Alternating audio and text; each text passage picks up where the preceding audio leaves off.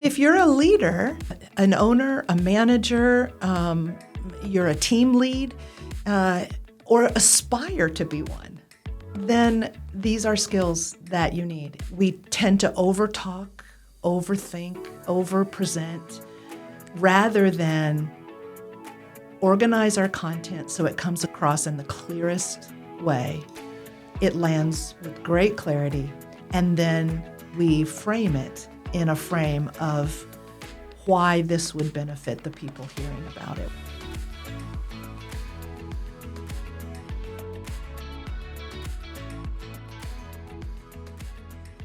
Welcome to the 23rd episode of the Story Project podcast. I am your host, Joanna Scott, and I'm so excited for this conversation with a great friend of mine, Katherine Eitel Belt. She is dentistry's unscripted communications coach, Lionspeak Communications founder, international speaker, and performance coach, best known for helping professionals develop courageous, unscripted conversations with clients, coworkers, and audiences. Welcome, Katherine. Well, thanks for having me, Joanna. This is a thrill to be in person with you on the podcast. Thanks for inviting me. Well, it's so fun to have you at a studio that we use in Columbus, Ohio. We kind of call this like our headquarters here. And just doing your all-day photography and video session. Are you having fun so far? Oh my gosh, these are pros to work with. It is such a great experience to work with people that are this creative and this professional. So yeah, thank you. It's been a great experience. Good. That's amazing. Okay, so a few rapid-fire questions before we dive into your story today. These are just fun. Okay, just to help our audience get to know, maybe something about Katherine Eitel Belt they don't already know. All right, so what's something no one else knows about you? Oh, my goodness. I'm pretty much a chatty Kathy, so there's probably very little that somebody doesn't know about me. I would say, a hidden talent is that I love to entertain and I love to create beautiful tablescapes from really mundane, everyday, pieces. So things from my garden, things from the house, boxes, just things that people wouldn't expect, and creating sort of masterpieces on the tablescape. So it's just kind of a fun creative outlet, and not a lot of people know that. I love that. Yeah. That's amazing. There's nothing like a beautiful table. I know. Yeah. It's my palette. Okay.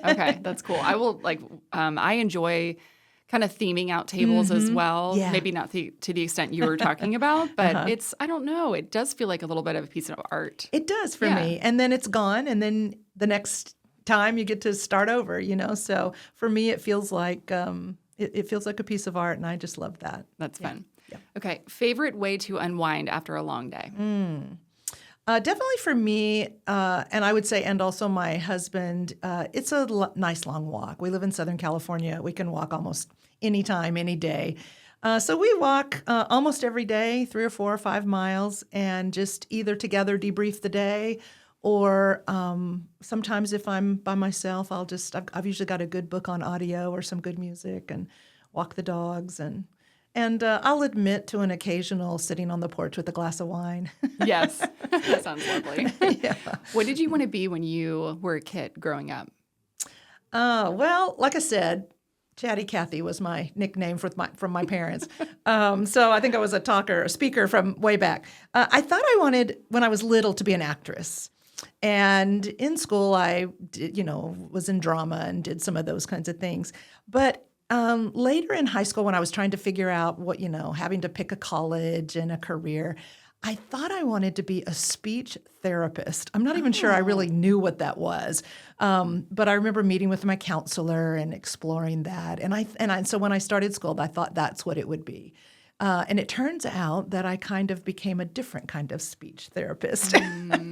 But that's, I think I thought, that medical profession was what I wanted. Yeah. That's fascinating, considering what you do Isn't now. it? Yeah, I think it's just kind of comical that, yes, it was that, but not traditionally. Right. Mm-hmm. Well, I was telling Katherine earlier that I've been a fangirl of hers for a long time. I got to meet you at the Do Retreat, I think probably a couple years ago. Yeah, and heard you speak. I think that you are one of the most inspirational keynotes I've ever heard. And every time I hear you, I always walk away with just like nuggets of wisdom and things that I really want to hold on to. So it's an honor to have you here today. Well, thank you. And thank you for saying that. That's what every speaker hopes, that people will take something away that they remember and really moves them. So thank you for saying that. Absolutely. Yeah.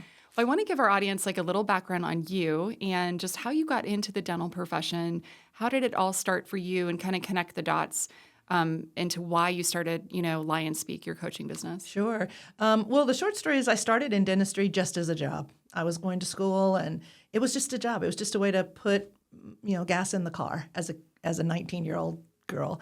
And I was a dental assistant, and I don't think very good at it.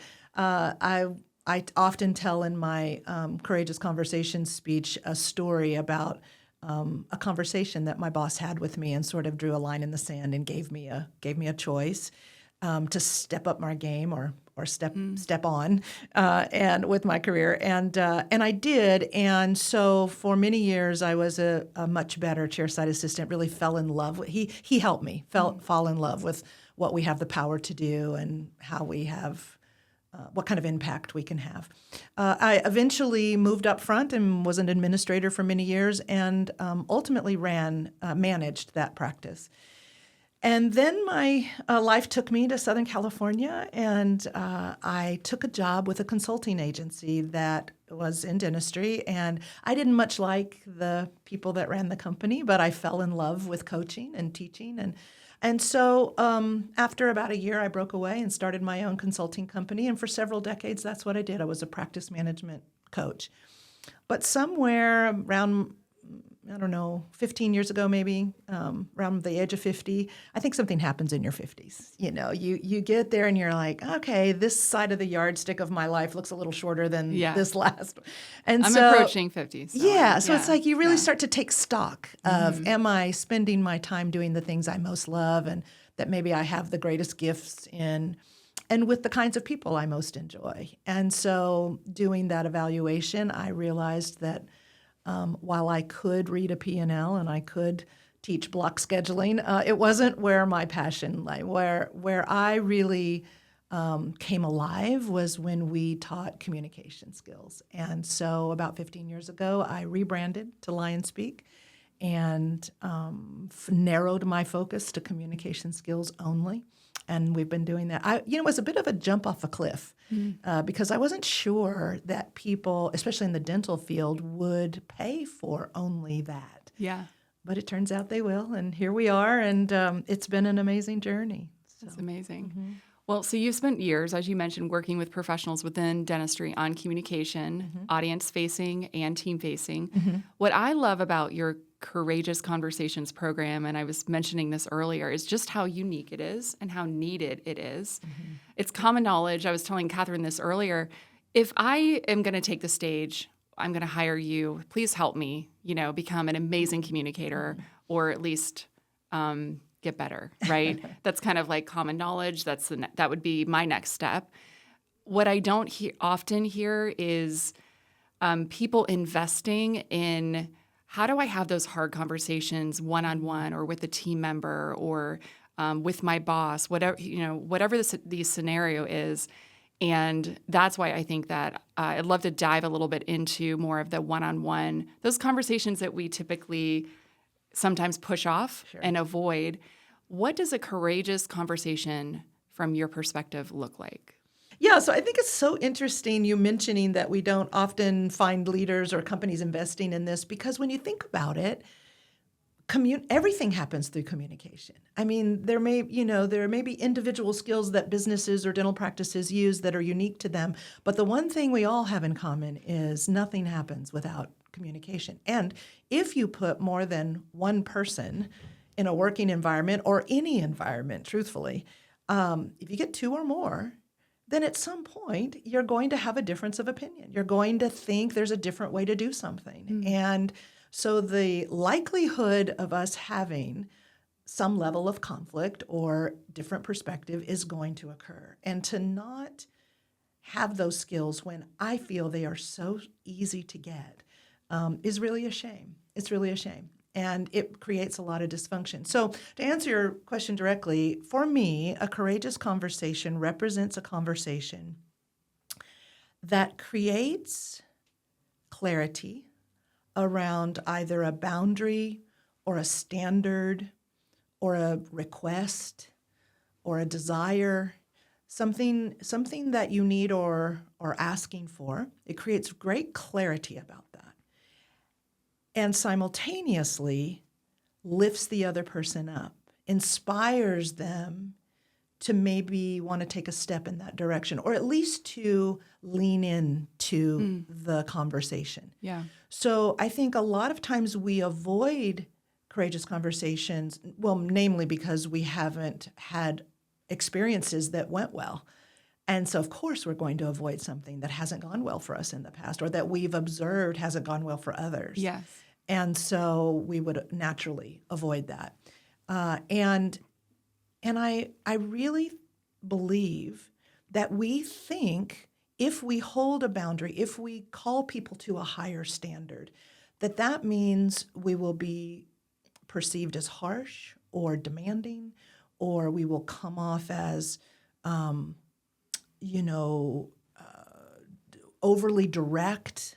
And it doesn't, you can do both. You can be direct and uplift people at the same time.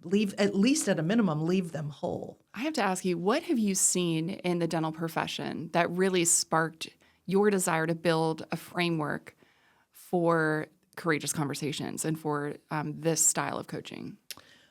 Well, the conflicts pop up everywhere. So in my work, even as an employee and a teammate, of course, we saw it there. We saw low-level, immature behavior pop up at every turn. Meetings, one-on-ones in the hallway, employee reviews, whatever the communication place was, we saw conflict pop up and immature behavior pop up. So blaming, complaining, whining,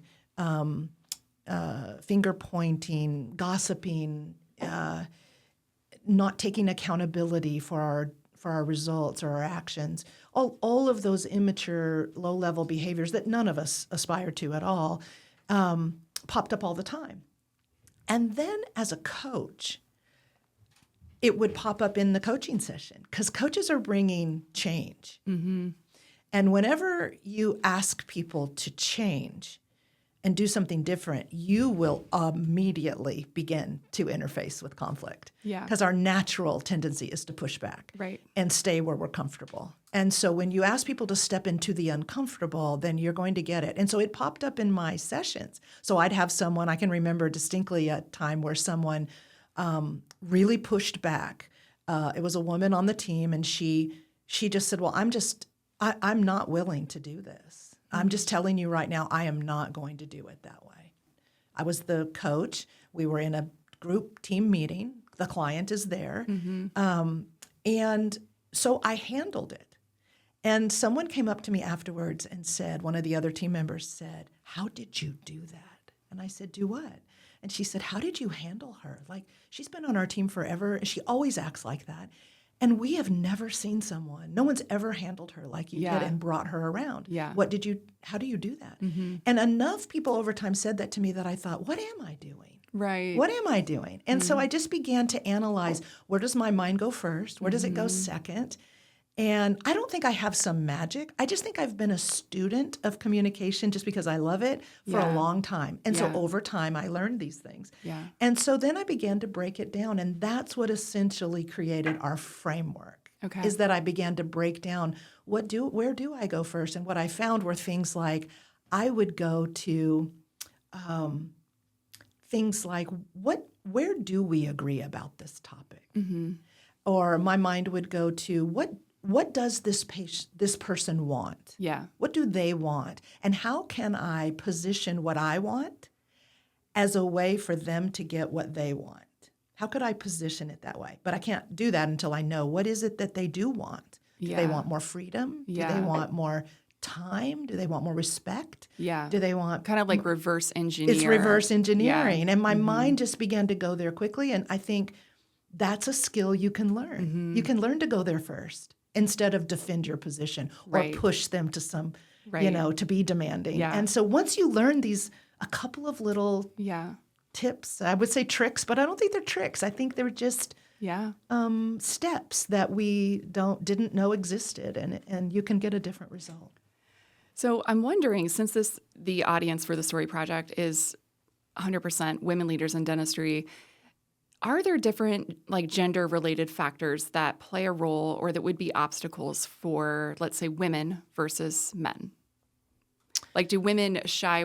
Do you see in your experience women stepping back more or more often or shying away from those conversations? Do we face bigger obstacles or, I'm just curious what your thoughts are on that. Well, I don't know if we face bigger obstacles, and I don't think women have more of this than men, and I also don't think that there are more women that are struggle with it. They don't struggle with it more than men. Men and women struggle with courageous conflict-related conversations across the board. Yeah. And across the board, they are not good at it, I find. Mm-hmm. However, I do think that women, unlike the men I've coached, the women I've coached in general, of course there's exceptions, but in general, they tend to believe more that if they hold a boundary or a standard or make a direct request, that they will be viewed less kind, less loving, and that they somehow have to lose their femininity. Yeah. They have to lose that softness that we naturally come with in order to be the strong, direct leader. And it's just not true. Yeah. It's just not true. And so that's the myth that I find women operate under. But I think we struggle equally as men and women. I think equally we have not received this training. I think if we all look back at how we grew up, there's very few of us that grew up with great examples in our homes of how to handle conflict. There are some people who were the lucky ones, but most of us didn't have great examples. So if we didn't learn it at home and we didn't take a class in it in school, then it's really no shocker that here we are all thrown in this big mix together. And we have managers. We have a lot, especially in dentistry, as dentistry has consolidated. And we've seen, more group practice, more corporations, and the merging of practices. We have seen a lot of men and women, but a lot of women being promoted into positions because they were a great hygienist or they were a terrific administrator.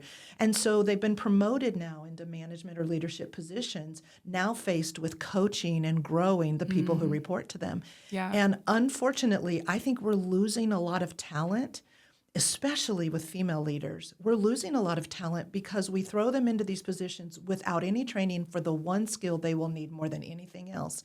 And that is to have a coaching and courageous conversation with the people that they are growing.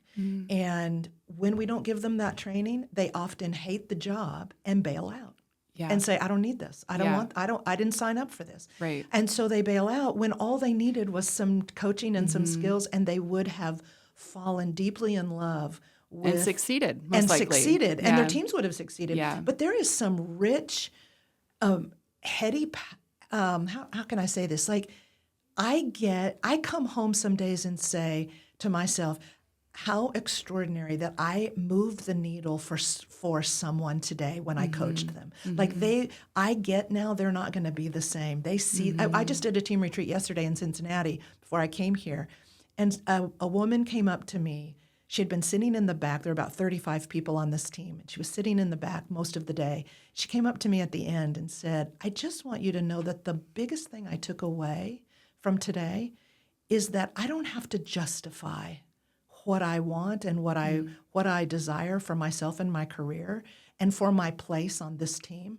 I don't have to justify it. I want it. I deserve it. And all I have to do is grow into it. And that's what she took. So as I drove over here last night, I thought, I did some good work today. Awesome. And every manager and leader in dentistry can have those moments. We just have to give them the skills to be able to help coach people to their potential. Yeah.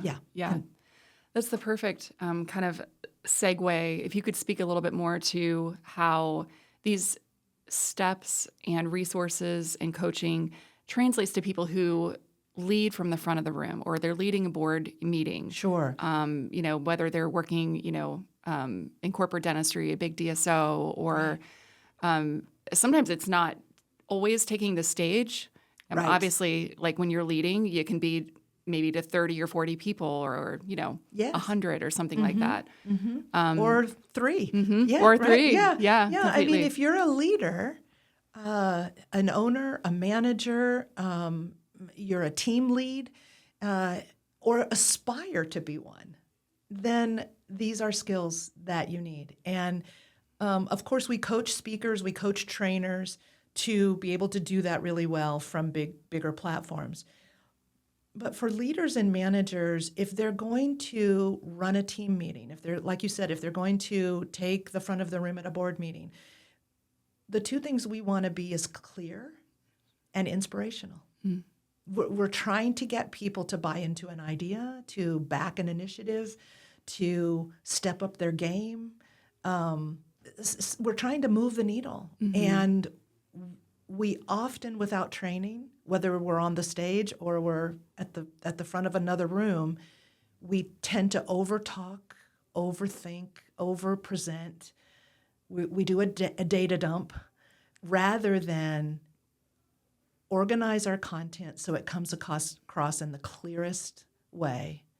It lands with great clarity, and then we frame it in a frame of why this would benefit the people hearing about it. Why would this benefit them? Why would they want to take a step in our direction? Yeah. And when you combine, I mean, you could be clear and not inspirational. Someone could walk away and say, I get what she's requesting, but I'm not inspired to do it. Yeah. You could also be inspirational. People could feel like, I always love being in their presence. I always feel uplifted, but I'm never exactly sure what the next step is.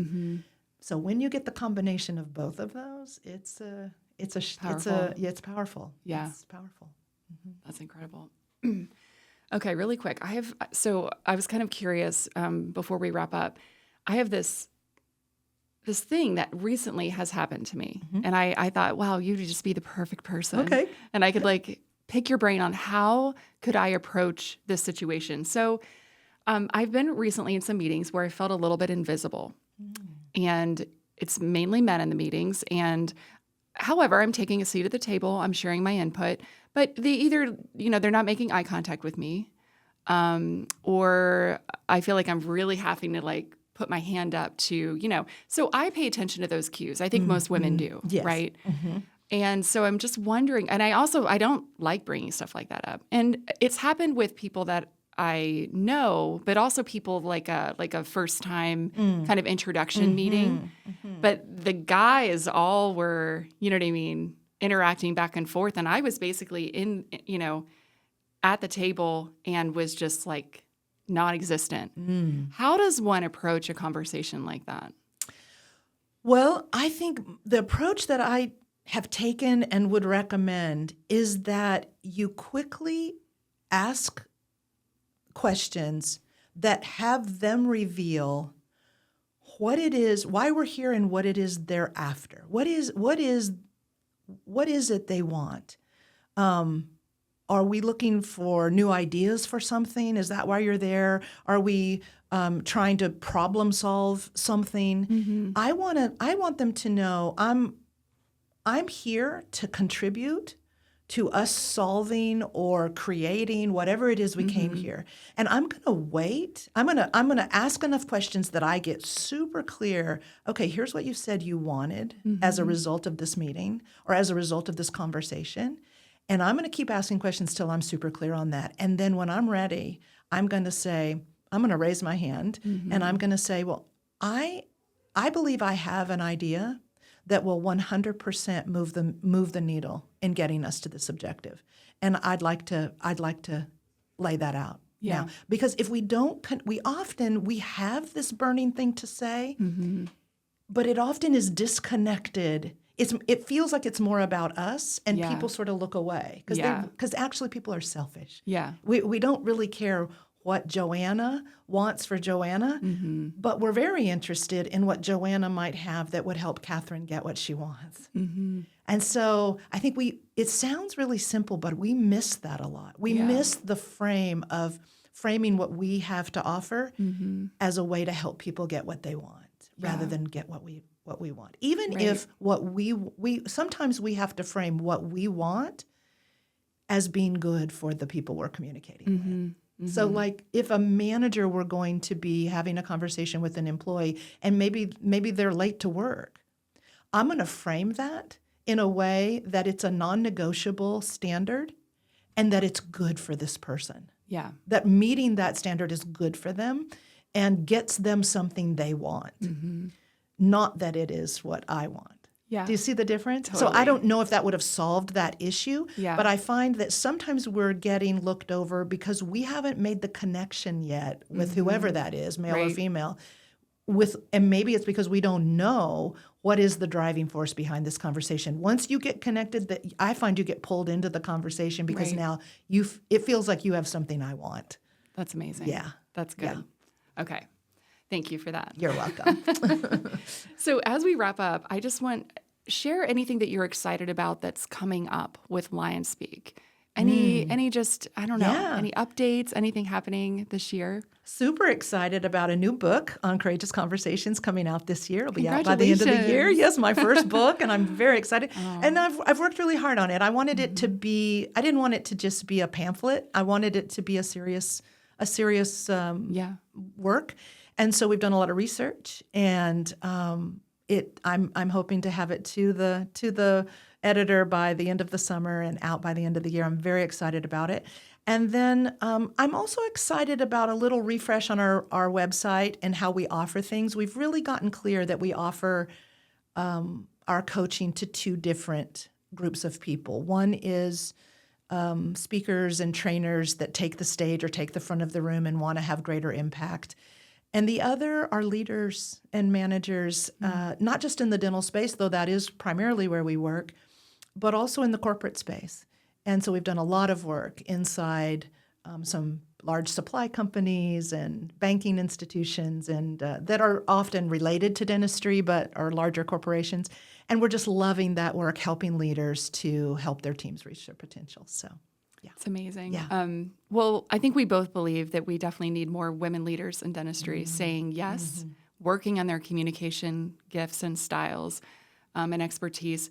What would you say to the women listening who want to take that leap and step into the spotlight, whether it's leading a small meeting or taking the stage, but they feel like there are too many hurdles in the way? Well, what comes up for me is that that's a story that we're telling ourselves. I don't think there are a lot of hurdles. I think we think there are. Yeah. But very often we put most of those in our own way. This industry needs female leaders more than ever. And there is more opportunity now than there has ever been for great leaders. Our industry is hungry. Yeah. For great leaders and great female leaders. And so I think the hurdles are in our own mind. So almost always, courageous conversations doesn't start with the other person. It starts as an internal shift, an internal stepping on. It requires that people step onto a stronger emotional platform. So when we teach that part, the first piece is what part of this dysfunction is mine. So we teach people to look for where they could take some ownership in the breakdown. And then the second piece is teaching them to challenge what they believe is true about the person, about the opportunity, about the conversation. And really what that is challenging our limiting beliefs and the story that we're telling ourselves. And that's the number two piece. So I think if there's any women listening to this that doubt how badly the industry needs what they have to offer, they should do some work on their belief structures and their belief systems and open up some new possibilities. I think it's a story. I love that.